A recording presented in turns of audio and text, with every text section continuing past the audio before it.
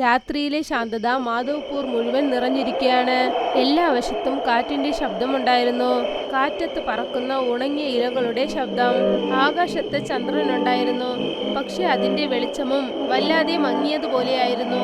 Farm ഹൗസിന് പുറത്ത് ബ്രജ് കിഷോർ ബിഹാരി തനിച്ച് നടന്നുകൊണ്ടിരിക്കുകയാണ്. അങ്ങനത്തെ ഒരു മനുഷ്യൻ ഏകദേശം 20 വർഷങ്ങളായി ഇലക്ഷനിൽ ജയിക്കാനായി ശ്രമിക്കുകയാണ്. പക്ഷെ ഇന്ന് അദ്ദേഹത്തിന്റെ രൂപം കണ്ടാൽ പേടി തോന്നിക്കും. ചോട്ടേലാൽ, അദ്ദേഹത്തിന്റെ പഴയ ജോലിക്കാരൻ, ചിരിച്ച മുഖത്തോടെ അദ്ദേഹത്തിനടുത്തേക്ക് വന്നു. സാറേ, എന്തിനാ വിഷമിച്ചിരിക്കുന്നു? ഈ പ്രാവശ്യം നിങ്ങളാണ് വിജയിക്കുന്നത്. ബ്രജ് കിഷോർ കസേരയിൽ ചെന്ന് ഇരുന്നു. അദ്ദേഹം ലൈറ്റ് ഓൺ ചെയ്തു.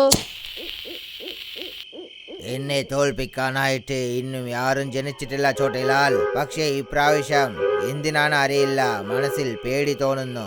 എനിക്ക് അറിയാം, ആ പവൻ കൊണ്ടല്ലേ. അവൻ നിങ്ങളെ എതിർത്ത് നിന്നിട്ടുണ്ട്. നിങ്ങൾ ഒന്നും വിഷമിക്കണ്ട, എന്റെ സ്റ്റൈലിൽ അവനക്ക് മനസ്സിലാക്കിയിട്ടുണ്ട്. ഇലക്ഷന് ഒരു ദിവസം മുൻപ് അവൻ തന്നെ ആൾക്കാരുടെ വീട്ടിലേക്ക് പോയി നിങ്ങൾക്ക് സപ്പോർട്ട് ചെയ്യും. ബ്രിജ് കിഷോറിന്റെ കണ്ണുകൾ പ്രകാശിച്ചു. ചോട്ടേലാൽ, നീ എന്റെ പകുതി ടെൻഷൻ മാറ്റിയിട്ടുണ്ട്. നീ എല്ലാവരെയും നന്നായിട്ട് സമാളിക്കുന്നുണ്ട്. പക്ഷെ ഞാൻ എന്റെ വഴി തന്നെ വ്യത്യാസമാണതാണ്.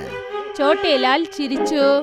അത് എനിക്ക് നന്നായിട്ട് അറിയും തലവൻ സാറേ. നിങ്ങൾ അണ്ടർഗ്രൗണ്ടിൽ വെച്ച് എല്ലാവർക്കും മനസ്സിലാക്കുന്നുണ്ട്. ഒരാൾ ഒരു പ്രാവശ്യം അണ്ടർഗ്രൗണ്ട് പോയാൽ അവൻ തിരിച്ച് മുകളിലേക്ക് വരുന്നേ ഇല്ല.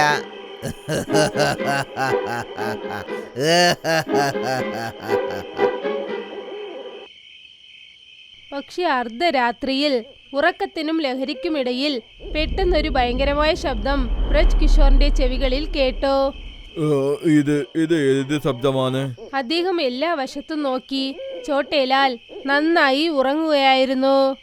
ഏയ് ചോട്ടേലാൽ, എണീക്ക്. നിനക്ക് എന്തെങ്കിലും ശബ്ദം കേട്ടോ? പക്ഷേ ചോട്ടേലാൽ എണീറ്റതേ ഇല്ല. ലഹരിയിലും ഉറക്കത്തിലും അദ്ദേഹം നന്നായി ഉറങ്ങുകയായിരുന്നു. പക്ഷേ വീണ്ടും ബ്രജ് കിഷോറിന്റെ ചെവികളിൽ ഒരു പെണ്ണിന്റെ മൃദുവായ പിന്നെ നിലവിളിക്കുന്ന ശബ്ദം കേട്ടു. അദ്ദേഹം പതുക്കെ പതുക്കെ ആ ശബ്ദം കേൾക്കുന്ന ദിശയിലേക്ക് നടന്നു. ഓരോ സ്റ്റെപ്പും ഭൂമി കുലുങ്ങുന്നത് പോലെ തോന്നി. ശബ്ദം താഴെ നിന്നാണ് കേട്ടത്, താഴത്തെ മുറിയിൽ നിന്ന്. അദ്ദേഹം കതകിനടുത്തേക്ക് എത്തിയതും അല്പം ഒന്ന് പേടിച്ചു. എന്നിട്ട് കതക് തുറന്നു. അകത്ത് ഇരുട്ടായിരുന്നു. ചീഞ്ഞ മണ്ണിന്റെ നാറ്റം, പിന്നെ ചോരയുടെ വാടയും. അദ്ദേഹം നോക്കിയപ്പോൾ ഒരു മങ്ങിയ ചുവന്ന വെളിച്ചം ചുമരുകളിൽ ചെന്ന് പതിക്കാൻ തുടങ്ങി. പെട്ടെന്ന് അതേപോലൊരു ശബ്ദം കേട്ടു. നീ എന്താ കരുതി ഞങ്ങളെ ഉറങ്ങാൻ വെക്കുമെന്നോ? ബ്രജ് കിഷോറിന്റെ ശരീരം വിയർത്തൊലിക്കാൻ തുടങ്ങി. ആരാണത്? സംസാരിക്കണത് ആരാണ്? നേരോട്ട് വാ. അപ്പോഴാണ് ചുമരിൽ ഒരു നിഴൽ ഇറങ്ങി വരാൻ തുടങ്ങിയത്. അത് ഒരു പെണ്ണിന്റെ രൂപമായിരുന്നു. കീറിയ സാരി, ചാമ്പൽ നിറത്തിലുള്ള മുഖം, പിന്നെ ചുമന്ന കണ്ണുകൾ. എന്നെ നിനക്ക് ഓർമ്മയുണ്ടോ ബ്രജ് കിഷോർ? ഇല്ല ഇല്ല, ഇതിന് സാധ്യമേ അല്ല. നിന്നെ ഞാൻ 5 കൊല്ലങ്ങൾ മുൻപ് തന്നെ കൊന്നുകളഞ്ഞു. പറയുന്നത് നേരാണ്, നീ എന്നെ കൊന്നുകളഞ്ഞു. പക്ഷെ ഇപ്പോൾ ഞാൻ തിരികെ വന്നിരിക്കുകയാണ്. ഇങ്ങനെ പറഞ്ഞിട്ട് പെട്ടെന്ന് അവൾ അദ്ദേഹത്തിന്റെ മേലേക്ക് ചാടി വീണു. ചെവി പൊട്ടുന്നത് പോലെ ഒരു ശബ്ദം അവിടെ മൊത്തം കേൾക്കാൻ തുടങ്ങി. പിന്നെ എല്ലാ വശത്തും ശാന്തമായി മാറി. രാവിലെ സൂര്യന്റെ ആദ്യത്തെ പ്രകാശം ഫാം ഹൗസിന്റെ ചുമരിൽ പതിച്ചു. ചോര മാത്രം തിളങ്ങിക്കൊണ്ടിരുന്നു. ബ്രജ് കിഷോറിന്റെ മൃതദേഹം അദ്ദേഹത്തിന്റെ മുറിയിൽ കിടക്കുകയായിരുന്നു. കണ്ണുകൾ തുറന്നിരുന്നു, വയറ് കീറിയിരുന്നു. അതെങ്ങനെയായിരുന്നെന്നാൽ ഏതോ ഒരു കാട്ടിലെ മൃഗം അദ്ദേഹത്തിന്റെ ശരീരം കീറിയതുപോലെയായിരുന്നു. ചോട്ടിലാൽ കൺമിഴിച്ചതും തന്നെ ബ്രജ് കിഷോറിനെ അദ്ദേഹം കണ്ടിട്ട് നിലവിളിച്ചു. എന്നിട്ട് മൊബൈൽ എടുത്തു. ഹലോ DSP സാർ, ഞാൻ ചോട്ടേലാൽ സംസാരിക്കുന്നു. തലവൻ സാറിനെ ആരോ കൊന്നിട്ടുണ്ട്. കുറച്ചു സമയത്തിന് ശേഷം പോലീസിന്റെ വണ്ടി സൈറൺ ശബ്ദത്തോടെ അവിടേക്ക് വന്നു. SP ചൗഹാൻ ബോഡി കണ്ടു. എന്നിട്ട് ഞെട്ടിപ്പോയി. ഏതോ ഒരു മൃഗം ഇവരിനെ കൊന്നു എന്ന് തോന്നുന്നു. ചോട്ടിലാൽ വിറച്ചുകൊണ്ട് എന്തു പറഞ്ഞെന്നാൽ, എനിക്ക് ഒരു കാര്യം അറിയില്ല സാർ. ഞാൻ കണ്ണ് തുറന്ന് കണ്ടപ്പോൾ അവർ ഇങ്ങനെയാണ് ഉള്ളത്. ചാവുന്നതിന് മുൻപ് അദ്ദേഹം തീർച്ചയായും നിലവിളിച്ചിരിക്കും. നിനക്ക് ഏതും കേട്ടില്ലേ? ഇല്ല സാർ, ഞാൻ ലഹരിയിൽ ഉറങ്ങിപ്പോയി. പോലീസ് ആ പ്രേതം എടുത്തു മാറ്റി. ഫാം ഹൗസ് സീൽ ചെയ്തു.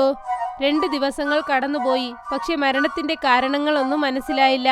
SP ചൗഹാൻ തന്റെ ഫയലിൽ മൂഴ്കിയിരുന്നു. അപ്പോഴാണ് ഓഫീസിന്റെ കതക് തുറന്നത്. പ്രതിഭ ചിരിച്ചുകൊണ്ട് അകത്തേക്ക് വന്നു. മുഖത്ത് ആത്മവിശ്വാസം, കണ്ണുകളിൽ ഒരുപാട് പ്രതീക്ഷയോടെ. ഹലോ, ഞാൻ പ്രതിഭ, ന്യൂസ് റിപ്പോർട്ടർ. SP ചൗഹാൻ ചിരിച്ചു. നിങ്ങൾക്ക് വേണ്ടിയാണ് കാത്തിരുന്നത് മിസ് പ്രതിഭ. കുറച്ച് സമയത്തെ ഇൻസ്പെക്ടർ മാർക്കൻ ലാൽ വരും. അപ്പോഴാണ് കതക് തുറന്നത്. മാക്കൻ ലാലു അകത്തേക്ക് വന്നു. ഓ, എന്ന് വെച്ചാൽ നിങ്ങളാണോ പ്രതിഭ? നിങ്ങളുടെ റിപ്പോർട്ട്സിനെ ഞാൻ പഠിച്ചിട്ടുണ്ട്. മക്കൻ ലാൽ, ഇപ്പോൾ ഈ കേസിനെ നിങ്ങളെടുത്ത് തരുന്നു. ബ്രിജ് കിഷോർ ബീഹാർ മാധവ്പൂരിൽ 20 കൊല്ലങ്ങളായിട്ട് MLA ആയിട്ട് ഇരുന്നിട്ടുണ്ട്.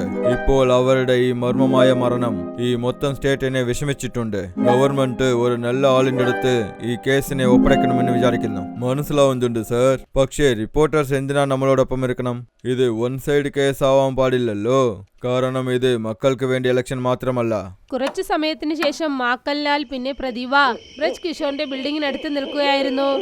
ഫാം ഹൗസിൽ ഉണ്ടായിരുന്ന ശാന്തത വളരെ കഠിനത നിറഞ്ഞതായിരുന്നു. ചുമരുകളിൽ പഴയ ചിത്രങ്ങൾ തൂക്കിയിട്ടിരുന്നു, ചിരിച്ച മുഖങ്ങൾ. പക്ഷെ ഇപ്പോൾ അതിൽ ഒരു പ്രതികാരത്തിന്റെ നിഴലുണ്ടായിരുന്നു. കാറ്റിന്റെ തണുപ്പ്, ചെറിയൊരു പേടിയുണ്ടായിരുന്നു. പിന്നെ ആ ശാന്തതയിലാണ് മാക്കൻലാലും പിന്നെ ഇൻസ്പെക്ടർ പ്രതിഭയും നിന്നുകൊണ്ടിരുന്നത്.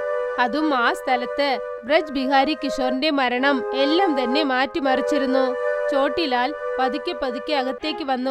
അദ്ദേഹത്തിന്റെ മുഖത്ത് വിഷമമുണ്ടായിരുന്നു. അദ്ദേഹത്തിന്റെ കണ്ണുകൾ പേടി കൊണ്ട് നിറഞ്ഞിരുന്നു. കൊല നടന്നപ്പോൾ ഈ ഫാം ഹൗസിലാണ് നീ ഉള്ളത്. നിനക്ക് ഓർമ്മയുണ്ടോ? നീ മെയിൻ ഡോർ അടച്ചു വെച്ചിരുന്നോ? ആ, എനിക്ക് നന്നായിട്ട് ഓർമ്മയുണ്ട്. മെയിൻ ഡോറിനെ ലോക്ക് ചെയ്തിട്ടാണ് ഞാൻ വന്നത്. അപ്പോഴാണ് തലവൻ സാർ ഇറന്നു കിടന്നത്. ഷാക്കായുള്ള കാര്യം എന്താണെന്ന് വെച്ചാൽ അപ്പോഴും മെയിൻ ഡോർ ലോക്കിൽ തന്നെ ഇരുന്നു. ആരും അകത്ത് വന്നതുപോലെ അടയാളമില്ല. പ്രതിഭ മോട്ടിലാലിനെ നന്നായി ശ്രദ്ധിച്ചു. പിന്നെ എല്ലാ സ്ഥലങ്ങളിലും ബ്രജ് കിഷോരിയുടെ മരണത്തെക്കുറിച്ച് ഇതാണ് വാർത്ത. അദ്ദേഹം റൗഡിസം ചെയ്താണ് ഇലക്ഷനിൽ ജയിച്ചതെന്ന്. ഇത് വളരെ കാഷ്വലാണ്. അദ്ദേഹത്തിന് ഒരുപാട് ശത്രുക്കൾ കാണും. ചോട്ടിലാൽ മിണ്ടാതെ നിന്നു. എന്നിട്ട് താഴേക്ക് തല കുനിച്ചു. നിങ്ങൾ ക്യാമറ കൊണ്ടുവന്നിട്ടുണ്ടല്ലേ? അതെ, കൊണ്ടുവന്നിട്ടുണ്ട്. എന്ന് വെച്ചാ ശരി, നിങ്ങളുടെ ക്യാമറ ഓൺ ചെയ്യൂ. നമ്മൾ ബ്രിജ് കിഷോർ ബിഹാരിയുടെ ഫാം ഹൗസിൽ നിന്നും വിചാരണ തുടങ്ങാം. തീർച്ചയായും കാര്യം നമുക്കറിയും. ചുമരിലെ വിടവുകളിൽ പൊടിയില്ലായിരുന്നു. പക്ഷെ വേറെന്തോ മറഞ്ഞിരിക്കുകയാണ്. ഓരോ കാലടിയും വെക്കുമ്പോൾ തറ എങ്ങനെയായിരുന്നെന്നാൽ ആരുടെയോ ശ്വാസം നിലയ്ക്കുന്നതുപോലെ തോന്നി. പ്രതിഭയും മാക്കൻലാലും മുറികളൊക്കെ പരിശോധിക്കാൻ തുടങ്ങി. ചോട്ടേലാൽ വളരെ ശാന്തനായിരിക്കുകയായിരുന്നു. സിറ്റുവേഷൻ വളരെ മോശമായി മാറുകയായിരുന്നു. പെട്ടെന്ന് ചോട്ടേലാലിന്റെ ചെവികളിൽ മനസ്സ് പേടിക്കുന്നത് പോലെ ഒരു ശബ്ദം കേട്ടു. അദ്ദേഹം വിറച്ചുപോയി. ഇത് മനസ്സിനെ ഉളുക്കുന്നത് പോലെ ഒരു ശബ്ദമാണ്. ഇപ്പോൾ അദ്ദേഹത്തിന് ഇതേ പറയാനായുള്ളൂ. വീണ്ടും അതുപോലെ ശബ്ദം കേട്ടു. മുൻപത്തെക്കാളും ഇത് ഉച്ചത്തിലായിരുന്നു. മുൻപത്തെക്കാളും വളരെ അടുത്തും കേട്ടു. ആരോ അദ്ദേഹത്തിന്റെ തലച്ചോറിനകത്ത് ഇറങ്ങി പറയുന്നത് പോലെ തോന്നി. ചോട്ടേലാലിന്റെ ശരീരം ഇടുങ്ങിപ്പോയി. അദ്ദേഹത്തിന്റെ പാദങ്ങളും നടക്കാൻ ആഗ്രഹിച്ചില്ല. എന്നാലും അതേ ദിശയിലേക്ക് നടന്നു. അവിടെ നിന്നാണ് ആ ശബ്ദം കേട്ടത്. ചോട്ടേലാൽ പതുക്കെ പതുക്കെ ആ ശബ്ദം കേട്ട ദിശയിലേക്ക് ചെന്നു. ആ കതകിനടുത്ത് കാറ്റ് നിലച്ചിരുന്നു. വിറച്ചുകൊണ്ട് ആ കതക് അദ്ദേഹം തുറന്നു. പക്ഷേ മുൻപിലുള്ളത് കണ്ടിട്ട് അദ്ദേഹത്തിന്റെ കണ്ണുകൾ ആകെ നിലച്ചുപോയി നിന്നു. ആ മുറിയുടെ അകത്ത് കാണാൻ പേടിക്കുന്ന രീതിയിൽ ഒരു പെണ്ണ് നിന്നു. അവളുടെ മുഖം മുറിഞ്ഞിരുന്നു, കണ്ണുകൾ ചുമന്നിരുന്നു. അവളുടെ ചുണ്ടത്ത് ഒരു മരിച്ച ചിരിയുടെ പ്രതികാരവും. അവൾ ചോട്ടേലാലിനെ തുറിച്ചു നോക്കിക്കൊണ്ടിരുന്നു. എന്നെ കാണുമ്പോൾ നിനക്ക് എന്തെങ്കിലും ഓർമ്മ വരുന്നുണ്ടോ ചോട്ടേലാൽ? ചെയ്ത പാവം ഒന്ന് ഓർമ്മിച്ചു നോക്ക്. ഇത് കേട്ടതും ചോട്ടേലാലിന്റെ കാലും കൈമൊക്കെ വിറയ്ക്കാൻ തുടങ്ങി. അദ്ദേഹത്തിന്റെ വിരലുകൾ അനങ്ങാതെയായി. കണ്ണിലുള്ള കരിമിഴികൾ ഉറഞ്ഞുപോയി. അദ്ദേഹത്തിന്റെ ശരീരം പിടയാൻ തുടങ്ങി. അതിനുശേഷം അദ്ദേഹത്തിന്റെ ഭയങ്കരമായ ആ ശബ്ദം ആ ബംഗ്ലാവ് മുഴുവൻ പ്രതിഫലിച്ചു. പ്രതിഭയും ഇൻസ്പെക്ടർ മാക്കൻലാലും ആ നിലവിളിക്കുന്ന ശബ്ദം കേട്ട് പേടിച്ചു. ഇത് ചോട്ടേലാൽ നിലവിളിക്കുന്ന ശബ്ദമാണ്. വരൂ, ചെന്ന് നോക്കാം. രണ്ടുപേരും വളരെ വേഗതയിൽ ആ സ്ഥലത്തേക്ക് ഓടി. ഓരോ സ്റ്റെപ്പിലും ഒരു ശാന്തത അവരുടെ പുറകെ നിറഞ്ഞിരുന്നു. ഏതോ ഒരു കതക് വീണ്ടും ഒരിക്കലും തുറക്കാത്തതുപോലെ. അവിടെ കാറ്റ് ചെറിയ തോതിലായിരുന്നു. മങ്ങിയ വെളിച്ചമുണ്ടായിരുന്നു. നിലത്ത് ചോട്ടേലാലിന്റെ പ്രേതമുണ്ടായിരുന്നു. മുറിഞ്ഞുപോയ എലുമ്പുകൾ, തിരിച്ചൊടിച്ച തല, പിന്നെ കണ്ണുകൾ. എന്തോ ഒന്നിനെ കണ്ട് പേടിച്ചതുപോലെ ആയിരുന്നു. അവിടെ അതേ ഭയങ്കരമായ സ്ത്രീ നിൽക്കുകയായിരുന്നു. പ്രതിഭയുടെ കയ്യിലുണ്ടായിരുന്ന ക്യാമറ താഴേക്ക് വീണുപോയി. ഓ മൈ ഗോഡ്, ഞാൻ ഇതുവരെ പ്രേതാത്മാക്കളെയൊക്കെ വെറും സിനിമയിലെ ക്യാരക്ടർ ആണെന്ന് കരുതി. പെട്ടെന്ന് ആ പെണ്ണ് മിന്നലിന്റെ വേഗതയിൽ പറന്നു. എന്നിട്ട് മാക്കല്ലാലിന്റെ കഴുത്തിൽ പിടിച്ചു ഞെരിച്ചു. അദ്ദേഹത്തിന്റെ ബോളിനെ പോലെ കാറ്റത്ത് വീശി അദ്ദേഹം താഴേക്ക് വന്ന് വീണു. വേദന കാരണം പിടയാൻ തുടങ്ങി. എന്തെങ്കിലും ഓർമ്മയുണ്ടോ ഇൻസ്പെക്ടർ മാക്കല്ലാൽ? നീയോ രജനി? ഇത് എങ്ങനെ സാധ്യമാവും? നീ എപ്പോഴോ മരിച്ചല്ലേ? പിന്നെ അവളുടെ മുഖം പതുക്കെ പതുക്കെ സാധാരണമായി മാറി. അവളാണ് രജനി. ആ പെണ്ണാണ് 5 വർഷങ്ങൾക്ക് മുൻപ് കാണാതെ ആയവൾ. പക്ഷെ ഇപ്പോൾ തിരികെ വന്നിരിക്കുന്നു, തെറ്റു ചെയ്തവരെ നശിപ്പിക്കാനായി. പ്രദീപ പേടിച്ച് വിറയ്ക്കാൻ തുടങ്ങി. ഇവിടെ എന്തൊക്കെയാണ് സംഭവിക്കുന്നത്? അത് ശരി, നീ ആരാണ്? രജനിയുടെ മുഖം വീണ്ടും ഭയങ്കരമായി മാറി. അദ്ദേഹം മാക്കല്ലാലിനെ നോക്കി. അദ്ദേഹത്തിന്റെ കണ്ണിൽ നിന്നും രക്തം വരാൻ തുടങ്ങി. ആ ക്ഷണം തന്നെ അദ്ദേഹത്തിന്റെ ശ്വാസം നിലച്ചു. രജനി പ്രതിഭയെ തിരിഞ്ഞു നോക്കി. നിന്നെ ഞാൻ കൊല്ലില്ല. നിന്നെ ഞാൻ എന്തിനു വിടുന്നു എന്നാൽ നീ ബ്രജ് കിഷോർ ബിഹാരി, ചോട്ടേലാൽ, പിന്നെ ഈ മാക്കല്ലാൽ ചെയ്ത ദ്രോഹങ്ങളെ ഈ ലോകത്തിന് പറയണം. ഫാം ഹൗസിന്റെ ചുമരുകൾ വീണ്ടും ശാന്തമായി. ഫാം ഹൗസിന്റെ മുകളിലത്തെ ഭാഗത്ത് ബ്രജ് കിഷോർ ബിഹാരി തന്റെ ജോലിക്കാരൻ ചോട്ടേലാലിനോടൊപ്പം ഇരിക്കുകയായിരുന്നു. അപ്പോഴാണ് കതക് തട്ടുന്ന ശബ്ദം കേട്ടത്. ഇൻസ്പെക്ടർ മാക്കല്ലാൽ അകത്തേക്ക് വന്നു. നിങ്ങൾക്ക് എന്നെ ഓർമ്മ ഉണ്ടോ? ഞാൻ എന്തിനാ നിങ്ങൾക്ക് ഇവിടെ പോസ്റ്റിംഗ് തന്നതെന്ന് വെച്ചാൽ ഞാൻ ഇലക്ഷനിൽ ജയിക്കുന്നത് ഈസി ആയിട്ട് ഉണ്ടാവണമെന്ന്. എന്താ സാറേ, എന്തെങ്കിലും പ്രശ്നം വന്നോ എന്തോ? ഈ പ്രാവശ്യം വന്ന പ്രശ്നം ആ രജനിയാണ്. അവൾ ഒരു റിപ്പോർട്ടറാണ്. നമ്മൾ ചെയ്തതിന് തെറ്റ് എല്ലാവற்றைയും അവൾ വെളിയിൽ കൊണ്ടുവരുന്നു. നിങ്ങൾ ഒന്നും വിഷമിക്കണ്ട, അവളിനെ നിങ്ങളുടെ ഫാം ഹൗസിലേക്ക് ഞാൻ കൂട്ടിക്കൊണ്ടുവരും. ചില മണിക്കൂറുകൾക്ക് ശേഷം ഇൻസ്പെക്ടർ മാക്കല്ലാൽ ജീപ്പിൽ നിന്നും ഇറങ്ങി. അദ്ദേഹത്തിന്റെ കൂടെ ഉണ്ടായിരുന്നത് രജനി, ധൈര്യശാലിയായ റിപ്പോർട്ടർ. അവരുടെ കണ്ണുകളിൽ നേരിന്റെ തീ ഉണ്ടായിരുന്നു. എന്നെ എന്തിനാ ഇങ്ങോട്ട് കൊണ്ടുവന്നത്? നിങ്ങൾ എന്നെ സ്റ്റേഷനിലേക്കല്ലേ കൊണ്ടുപോകേണ്ടത്?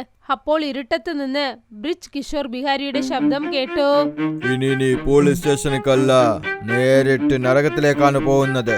രജനിയുടെ കാലിന് താഴെ ഉണ്ടായിരുന്ന മണ്ണ് സ്ലിപ്പായി. 3 പേരും ബ്രജ് കിഷോർ ബിഹാരി, മാക്കല്ലാൽ, പിന്നെ ചോട്ടേലാൽ അവളെ പിടിച്ചു വലിച്ച് താഴത്തെ നിലയിലേക്ക് കൊണ്ടുപോയി. കുറച്ചു സമയത്തിനകം രജനി നിലവിളിക്കുന്ന ആ ശബ്ദം താഴത്തെ നിലയിൽ കേട്ടു. രജനിയുടെ ആത്മാവ് ഇത് പറയുമ്പോൾ കണ്ണു നിറഞ്ഞു. ആ ദ്രോഹികൾ എന്നെ ജീവനോടെ കത്തിച്ചു കളഞ്ഞു. പക്ഷെ എന്റെ ആത്മാവിന് മോക്ഷം കിട്ടിയില്ല. നീ ഇവിടെ നിന്നും പോയേക്ക്. എന്റെ കഥ ഈ ലോകത്തിനോട് പറയണം. പ്രദീപ ആ ക്യാമറ എടുത്തു. എന്നിട്ട് പുറത്തേക്ക് ചെന്നു. രാവിലെ ന്യൂസ് പേപ്പറിൽ വന്നു. തലവൻ ബ്രജ് കിഷോർ ബിഹാരി, ഇൻസ്പെക്ടർ മാക്കല്ലാൽ, പിന്നെ ചോട്ടേലാലിനെ കുറിച്ചുള്ള സത്യങ്ങൾ. റിപ്പോർട്ടർ രജനിയുടെ മരണത്തിനുള്ള യഥാർത്ഥ കാരണം ജനങ്ങൾ വായിച്ചു. ശാന്തത നിറഞ്ഞു.